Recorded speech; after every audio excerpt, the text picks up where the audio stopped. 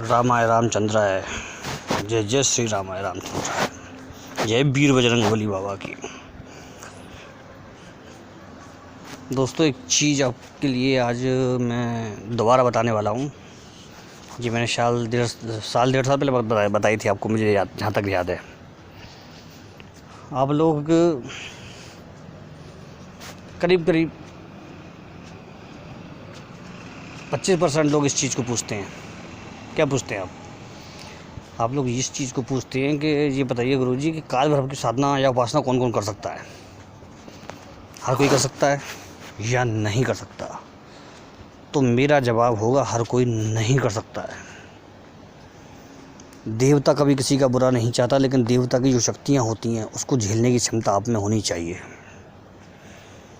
आजकल में घर घर में काल भैरव के पुजारी सेवक पैदा हो गए हैं, ठीक है। जगह जगह फेसबुक वगैरह में पोस्ट पड़ी जाती है, जय महाकाल भैरव के भैरव भक्त, भैरव का पुत्र, भैरव का बेटा, शमशान भैरव, इस तरह से तरह तरह की। पर आपको एक चीज़ बताऊं, काल भैरव,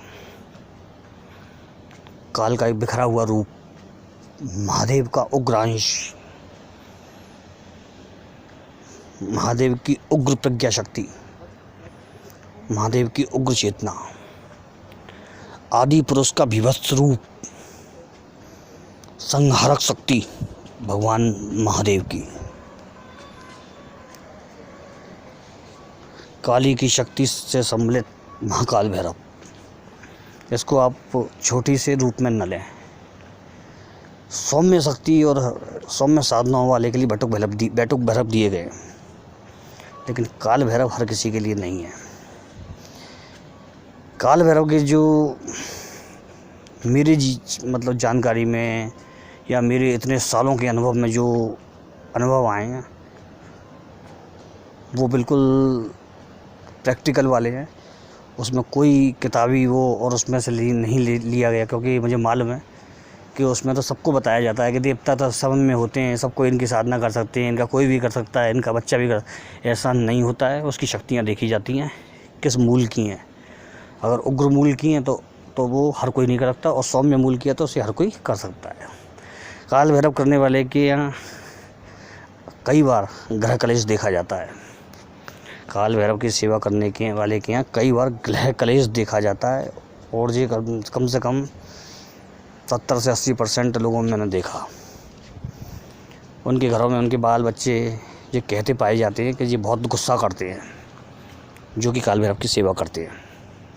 उनके बारे में कहते हैं उनके घर वाले। अब ऐसा क्यों है, इसके बारे में एक चीज़ बताता हूँ। इस शक्ति के रूप को अपने अंदर झेलना बहुत बड़ी बात है। याद है आपको, जब हम कोई पार्ट करते हैं, कोई प्ले करते हैं रामलीला वगैरह में, कोई भी व्यक्ति हो वो, तो हमारे अंदर उस समय उसका अंश आ जाता है। वही रूप होते हैं हमारे, वो वही भाव होते हैं हमारे। तो जो सेवा करता है उसमें भी देवता का भाव होता है। कहते हैं ना, जिसको भजोगे उसको पाओगे। भूत भजोगे तो भूतों से जा मिलोगे, भगवान भजोगे तो भगवान को पाओगे। तो ये हकीकत है। देवता सबके लिए कृपा वाले होते हैं, लेकिन उसकी शक्ति को तो झेलना होना चाहिए ना। जो शक्तियाँ नहीं झेल पाते उनमें उग्रता का समावेश हो जाता है। वो अपने मन को कंट्रोल नहीं कर पाते और ये दिक्कतें आती हैं। ये मुझे क्यों बताना पड़ा, क्योंकि कई लोग कहते भी हैं कि गुरुजी हमें किसी ने मंत्र दिया और हमने किया, उस दिन से घर में कलेश शुरू हो गया, भयंकर झुंझलाहट आने लगी। तो वो उस चीज़ की वजह से ही है कि उस शक्ति का अंश आप झेल नहीं पाए। बाकी ये नहीं है कि शक्ति आपका रुष्ट है या आप पर गुस्सा है, क्योंकि आप ये जानते हैं ना अब कि जिसने कभी ज़िंदगी में तम्बाकू भी नहीं खाई हो, सुपारी भी नहीं खाई हो, और उसको आप दारू पिला दें अचानक, तो वो झूमने लग जाएगा, क्योंकि वो उस पर झेलेगी नहीं और वो बेहोश हो जाएगा वो, क्योंकि वो उस पर झेलेगी नहीं। ज़िंदगी में कभी किसी ने तम्बाकू नहीं खाई, उसको तम्बाकू खिला दीजिए, वो चक्कर खा के गिर जाएगा। वो क्यों? क्योंकि उस चीज़ को झेल नहीं पाएगा वो। इसी तरह से देवता की भी शक्तियाँ होती हैं, और ये आपकी कैपेसिटी, सामर्थ्य के ऊपर होता है कि उसको आप अपने अंदर ऑब्जर्व कर सकते हैं कि नहीं कर सकते। अब से एक चीज़ और बताऊँगा आपको। किसी को कोई साधना बहुत जल्दी फलीभूत हो जाती है, और किसी को कोई साधना महीनों सालों लग जाते हैं, वो फलीभूत ही नहीं होती है। वो सब इन्हीं चीज़ों का वजह से होता है। वो शक्तियाँ उसके अंदर नहीं जा पाती, या फिर वो शक्तियों को अपने अंदर समाहित नहीं कर पाता। एक बात बताऊं, काल भैरव की हर वो व्यक्ति सेवा कर सकता है जिसने लंबे समय तक शिव जी की या किसी तगड़े देवता की, ऐसे देवता की आराधना की हो जो शक्ति का पुंज हो। शिव जी हुए, शंकर जी की लंबी पूजा, हनुमान जी का पंचमुखी रूप, और 10 महाविद्याओं में से कोई उसी महाविद्या अच्छी की हो सालों तक उसने, तो काल भैरव की साधना वो अच्छी तरीके से कर सकता है और ज़बरदस्त तरीके से कर सकता है, उसको प्रभाव भी दिखेगा उसका। बाकी मेरा ये कहना कभी किसी से नहीं है कि आप इस सेवा को मत करिए, आपको लाभ नहीं देगी, ऐसा कुछ नहीं होता। देवता सबके लिए बराबर होता है, देवता का सबके लिए भाव वही होता है जो एक व्यक्ति के लिए होता है। देवता पापी को भी वही देता है और देवता पुण्यात्मा को भी वही देता है, लेकिन पापी उसको अपने पाप के कारण ले नहीं पाता और पुण्यात्मा अपने पुण्य के कारण उसे तुरंत प्राप्त कर लेता है। कभी कभी पुण्यात्मा को भी बहुत देर से मिलता है क्योंकि उसके प्रारब्ध कर्म उसके आड़े आ जाते हैं, यानी कि प्रारब्ध कर्म उसको जल्दी मिलने से रोक देते हैं। मेरे जानकारी में, मेरी नॉलेज में ऐसे व्यक्ति हैं जो 10-10, 20-20, 30-30 साल से किसी बड़े अनुष्ठान को कर रहे हैं और अभी तक उनको कुछ भी हासिल नहीं हुआ है। उसमें उनकी मेहनत को दोष नहीं देंगे, उसमें उनकी क्रिया को दोष नहीं देंगे क्योंकि उनके गुरु भी प्रचंड हैं, और इसमें उनके मंत्र को दोष नहीं देंगे क्योंकि मंत्र बिल्कुल सही है, और उनमें उनकी विधियों को भी दोष नहीं देंगे, विधियाँ बिल्कुल गुरु द्वारा कराई गई हैं। वहाँ पर एक ही चीज़ आड़े आ गई, कोई ऐसा प्रारब्ध कर्म जो बहुत जटिल और गहन है, बहुत गूढ़ता लिए हुए है और क्रूर कर्म है, तो उसकी वजह से वो चीज़ें प्राप्त जल्दी नहीं कर पाते। ये चीज़ें व्यक्ति नहीं बताता, व्यक्ति बताता साधना में गलती हुई। ये चीज़ें सबसे पहले देखिए, क्योंकि भगवान गलतियों को आपकी को जानता है, लेकिन भगवान ये भी जानता है कि आपने क्या किया है क्या नहीं किया है, उसके हिसाब से भी आपको मिलता है।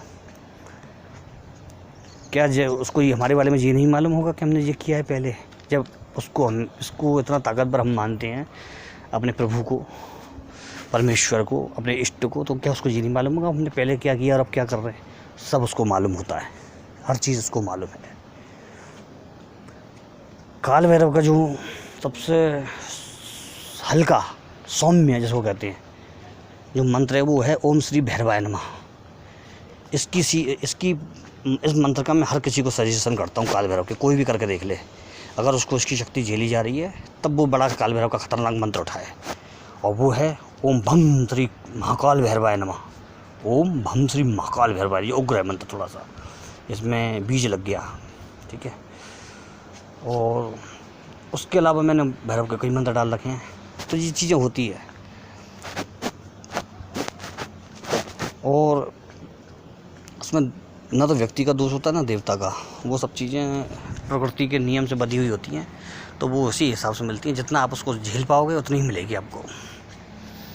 चलिए मित्रों, जय माता रानी के थोड़ी सी जानकारी अपने हिसाब से जवाब दिया। तो बाकी देवता सबके लिए बराबर होते हैं और सब देवता सब चीज़ें देते हैं, भाव विशेष होता है उसके पाने की होती है, और अपने अंदर अपनी उसको शक्ति को समाहित करने का नियम होता है।